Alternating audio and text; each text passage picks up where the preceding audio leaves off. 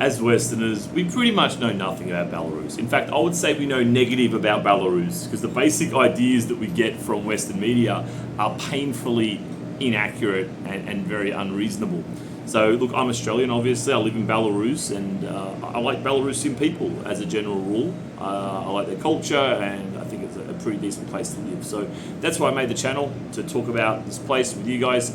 Now today what I want to do is I want to answer some of your questions and comment on your comments that you've left on some of my videos before. I don't engage a lot in the comment section because time, but I will today. So I made a video a couple of months ago called The Two Differences Between Russians and Belarusians. Now, of course, Russians and Belarusians, they're neighbors and they've got a lot of common history and therefore they're quite similar, right? And you get this across the whole world. You get, Scandinavian countries are kind of similar mentality, Mediterranean countries are similar mentality, parts of Latin America have similar. You get what I'm saying, right? Neighbors do tend to influence each other and kind of merge into each other a little bit. And Russia and Belarus are definitely no exception. Of course, the Soviets really orchestrated that in a very official way. And in this video, I made a couple of points, just little differences I've noticed between Russians and Belarusians. And one is that Belarusians are very polite and civil in public. There's no yelling, there's no screaming. They're very kind of like, oh, I'm Belarusian, I'm prim and proper, I don't behave that way. There's a bit of this kind of thing going on, especially in Minsk. In the rural areas, it can get a little bit wilder, but not that extreme. Whereas Russians behave pretty well generally as well. I like Russian people as well, but they can get a bit wilder, man. They can get a bit loose, right? A bit loud and rowdy, and you can always kind of pick the Russian tourists in the summertime in Minsk. You can tell who's Russian, right? You can just kind of tell they got that gregarious outness about them, right? So I just kind of noticed that, and I don't even remember what I said for the other point. I kind of can't remember now. It might have been something to do with like Russians have that kind of, I guess, civilizational pride because they've been an empire and they're arguably still somewhat of an empire now. Obviously not the level of China or definitely the US, but they still have a lot of influence, political influence around the world. Although again, that's kind of seems to be in some kind of terminal decline. But nonetheless, Russian people still have that sense of, I'm Russian, it means something to be Russian, you know. We're an empire, we're something, we have history, we have culture. Whereas Belarusians don't quite have that same mentality. They don't have that same, I guess, civilizational self-esteem. So that was the point of the video, right? And I think they're the two things I mentioned, maybe some other stuff, I can't remember. And this dude wrote, makes no sense. It's like comparing English to Australians, getting personal, not picking any side. Okay, cool. So he's just trying to say that he knows nothing much other than the vague stereotypes that Belarus and Russia are the same. As I say, look, there's a lot of similarities. They're very close. They're very similar. But yeah, they do have these kind of core differences. And of course, once you're within a country, you move around and you can get some differences within that country, right? And you see that with east and west of Belarus. You definitely see the western side is influenced a bit more by its history with Poland and Lithuania. Whereas on the eastern side, it's a little bit more Sovietsky mentality, you know, a bit more maybe Russian, if you will. Now, like comparing England to Australia, oh man, you're provoking me. How dare you? And look, English and Australians, we're pretty similar, man. We're pretty similar, right?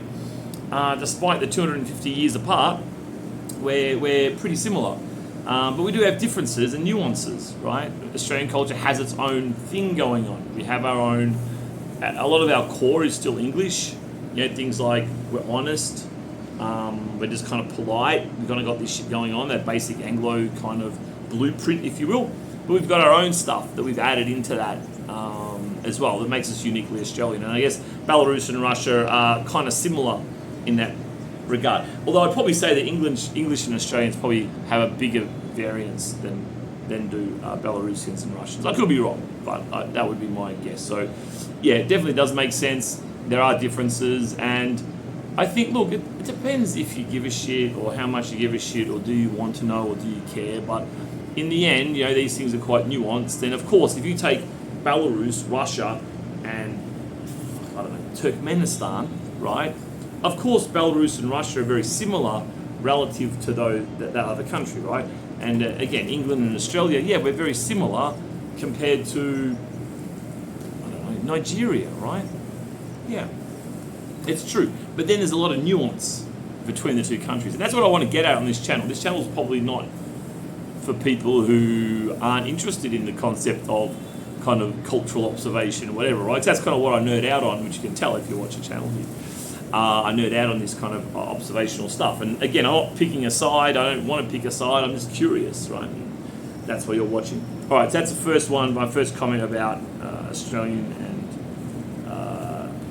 English and Belarusian and Russia.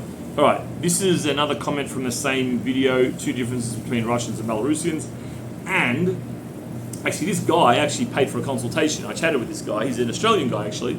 If you don't know, I have a business attached to this where I do consultations with people wanting to visit or move here, or I guess dig a bit deeper. Because on the channel, you know, look, man, there's potential for me to get scrutinised on both sides, let's be honest. So I need to be a little bit careful with how I word things. Again, on both sides, I need to be a little bit careful, you know.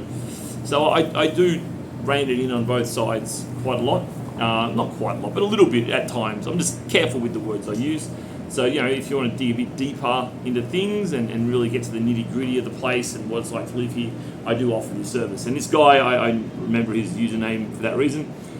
Just watching your video, it looks a lot more civilized than Melbourne. Interesting. And that ties into what I was saying before. It is, if you think civilized is people are very polite and functional and things aren't broken, if that's what we call civilized, then I guess it is. Like, yeah, Melbourne, I mean, the city centre of Melbourne, fuck me, man. It's rough. It is rough. The last few years, I don't know if it was just the COVID time that kind of triggered this or not, but the city centre of Melbourne is rough. I've been back to Australia twice in the last 6 months. I spent a total of 5 weeks there. And each time I stayed in the city centre in my friend's apartment, right on the fringe of the city centre. And yeah, Jesus, it's rough, mate. Fuck, it is not safe walking around that city centre. Like, there are, you know, all of the druggies, homeless, all that kind of shit going on, mental health, all of the fruits of our liberal culture, they're all thrown in the same place. So that's true. It is probably more civilised in a lot of ways. People tend to dress better and appear more refined. Yes, it's a real thing in Belarus. It's funny you say this because Australians, we present really badly. Like, because we come from this kind of egalitarian mindset. And I just bumped into a guy a couple of days ago from Norway, right? And we had a bit of a chat about stuff. And I can just see his egalitarianism coming out. I'm like, shit, Scandinavians actually have that really in common with Australians. And, you know, typically what happens in that situation is you don't dress that well. You don't try and compete with other people, you know. Whereas in Belarus, man, you got to present well, dude. Otherwise, the village is gossiping about your ass and you're going to be an outcast, you know. So Belarusians, even if they're barely on an income at all, they will somehow have immaculate hairstyle, clothing, shoes. One of my first memories of Belarus was sitting in the classroom and my teacher, who was a grad, she's like 22, 23, and as we had the class, she puts her big, remember the big black boots were in fashion about 4 or 5 years ago, big black commando boots, and even the girls in Russia and Belarus were wearing them. And she kind of put the boot up on the chair here, and she started with a brush cleaning the boots, right? Because she's been outside in like semi-snow-like conditions, and she was like cleaning her boots in the class, you know. I was like, that's interesting. First of all, you care. Second of all, you're just doing it in front of us. Like, it was kind of a weird thing, but definitely that ties in. And even people who follow the grungy look, which has obviously been in for a couple of years, it's always in and out. But even like the young people that follow that look, they still do it in a very polished and perfect way. So yes, definitely.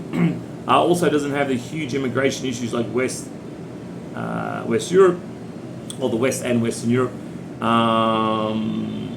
Or huge swarms of tourists walking around like an army of ants, like other European countries. So yeah, there's not a lot of migration into Belarus. That's changing. Lukashenko came out. So as I filmed this, I think that's at the election a couple of weeks ago, last week. And Lukashenko was coming out saying, you know, he's against kind of this mass migration. But of course, Belarus will go down this path as well eventually. Of course it will. It has to, right? They don't have any kids.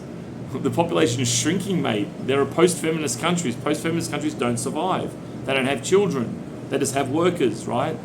It's a two-generation society. That's what feminist societies are. So it's shrinking, it's dying. They're losing 1% of the population per year. And obviously a part of that's people moving outside, but that's a small portion of it. The main problem is they're not having any kids. Women are too busy working because that's what they're trained to do, right? The Soviet dream. So that's just kind of obvious. So they will have this migration at some stage. They will. Who knows what will happen politically in Belarus? We don't know. Will there be an orderly handover? Because the US won't give up until they control Belarus, right? So it's going to happen eventually, unless the US empire implodes as well, which is not impossible. But leading up to that time, that the US will take over Belarus. Again, just assuming it does, and look, it's probably a pretty safe assumption in the next couple of decades, but who knows? Until that happens, there will be still more migration, and you can see that now. You can see there's more Chinese, there's more Africans, definitely more Turks, Central Asians. They're coming in. They might not be moving here permanently all the time. They might just be studying, but that's how it starts, right?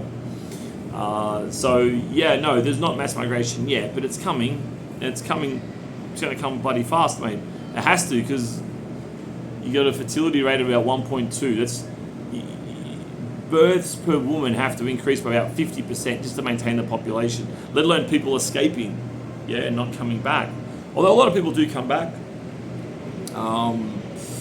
Interestingly enough, there is this counterculture of people who move to the West with all the ideals, and then they move back again when they see it's not as great as they thought it was. Although most people stay, obviously. I'm in Manila now, and my host is a Filipino lady who's just moved back from Canada, and she cited all the same reasons why dudes move to Belarus and Russia as why she's just moved back to Philippines. She had a good life there, she was well off, and she's just moved back to Philippines. And some Belarusians and Russians do the same thing. They have this reverse migration, but it is a minority. Don't get caught in the right-wing echo chamber of everyone's moving there, and it's not true. But probably about 15% or so do move back, and not lots of tourists. You never get that overcrowded vibe in Minsk. Sorry about that. A little bit of wind has got my camera there.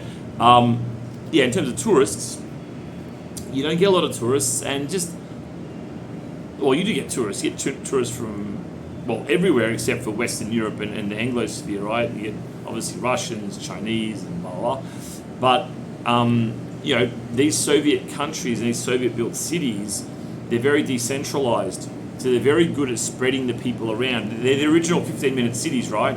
So what you find is in the busier areas, the inner city areas, the footpaths are really wide, and then everywhere else, the foot traffic's kind of equally dispersed, right? So although there's a lot of parking problems in Minsk at the moment, and that's going to get worse, obviously, but in terms of foot traffic and tourists and stuff, it's got capacity. Minsk has capacity to take a lot more people than it has.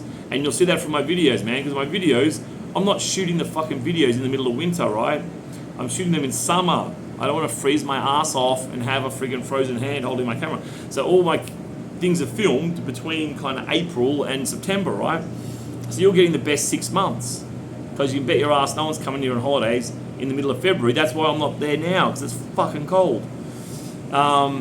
So I'm giving you the busiest times. When you're watching my videos, it's the busiest times of the year that I'm filming, and it's still just empty. So yes, it is a calm place. It's a very calm, relaxed environment. And even Minsk itself, the capital, with we don't know how many people, that's a big thing of congestion, but between 1.5 and 2 million people, let's say, even there, it still feels like a country town, man. It feels like a country town. And do you like that or not? Right, that's your thing. And obviously this viewer, Paul, does like it, and he's speaking it up. So yeah, and that's why, look, when I do my videos, obviously I'm in a rooftop fucking apartment block here. When I'm usually doing my videos, walking around, I deliberately turn the camera around often to show you guys what's going on, because just observing it yourself is probably as useful as me yakking away about it, right? So that's how it is. All right, thank you, Paul. All right, that's enough for this episode. I'll come back again with some more questions. questions for you guys, some more answers and comments on comments.